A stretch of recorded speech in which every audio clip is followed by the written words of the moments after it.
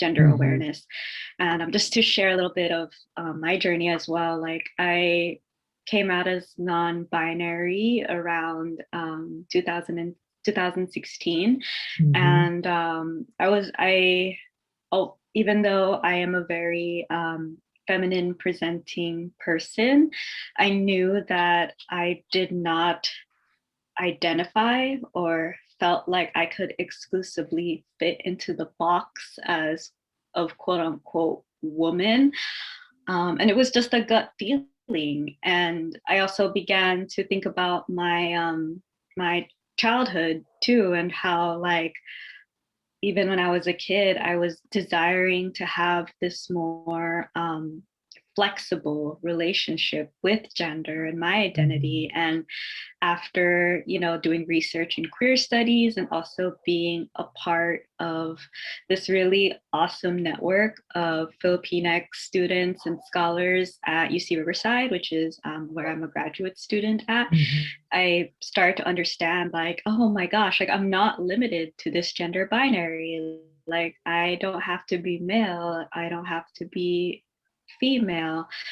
I don't have to subscribe to those scripts or gender roles that were like laid out before me before I was born. I can identify as non-binary and refuse to be in like indoctrinated into those scripts as I continue to learn and grow. So that's where my journey into embracing non-binary identity went, and starting to use the they them their pronouns. Also, I apologize, there's an ice cream truck right outside my apartment. Yeah, but I also wanted to share that it's never too late to start questioning or embracing a more fluid or non-binary gender identity. Like I didn't come to that until I was in my mid to late 20s. And our journey into like gender diversity is so unique and so different. And it's never too late to realize that there is so much more that we can be outside of these systems that have already prescribed these roles for us. Yeah, exactly. And the definition of it being fluid, it's also that it can be in constant flux, and that's I learned that from Alok, when that was the thing that was eye-opening for me when they said it doesn't even have to be fixed. That Hold on.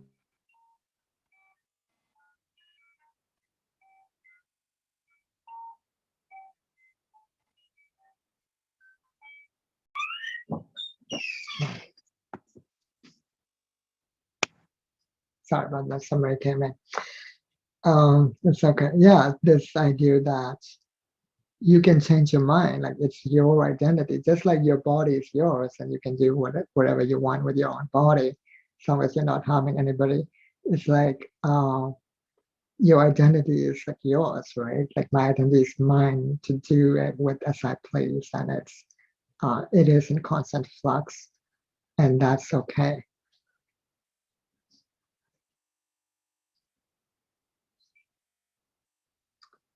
Yeah, and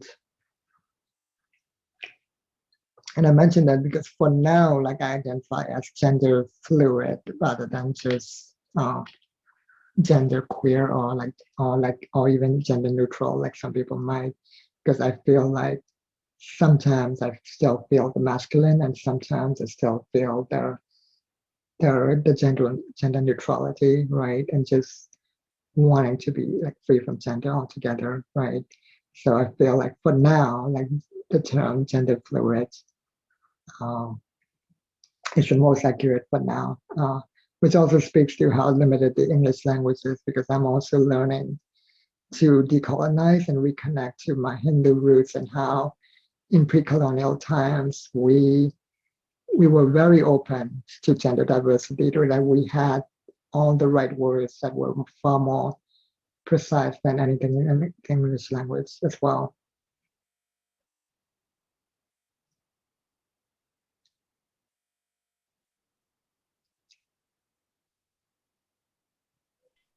Did you want me to speak on that? Yeah, if you want to, like what's like you're Filipino, right? Yes. So I know another person who one of their pronouns was Sia. Was that a Filipino Oh, word? Sha. Sha, yeah, Sha, yeah. So yeah, I'm curious about like what's your take on all of that? Yeah. Yeah, so Sha is the gender neutral pronoun in the Tagalog language. I'm fortunate to have grown up speaking Tagalog because Mm, my parents spoke Tagalog at home, and to this day, that's still the primary language in which we communicate. mm, And yeah, it's really awesome that that those gendered binaries in regards to language don't exist in my language. And in particular, it's awesome to see my parents like code switch mm, or kind of get their English pronouns mixed up whenever they're speaking in English because, in mm, Tagalog, there's only one pronoun for a person. It's just siya. And sometimes my mm. mom and dad, regardless of whatever of the person that they're talking to, they might end up just using she throughout the entirety of the English conversation Oh, yeah. or he, and they're completely unaware of it. And when I was younger, I used to correct them because I didn't want my parents to get, teased or to Hmm. be aggressively called out by those racist white supremacists that are out there. Right. But nowadays I kind of just let it be, especially when my parents are speaking English to me or if I'm with them, or when they talk, or even when they talk to my partner who is also non-binary. Sometimes my Hmm. parents say like, "Oh, MT, where is he?" Instead of saying she, and I'm just like, "Oh, I'm right here," and it's awesome because, in a way, it's like my parents are acknowledging how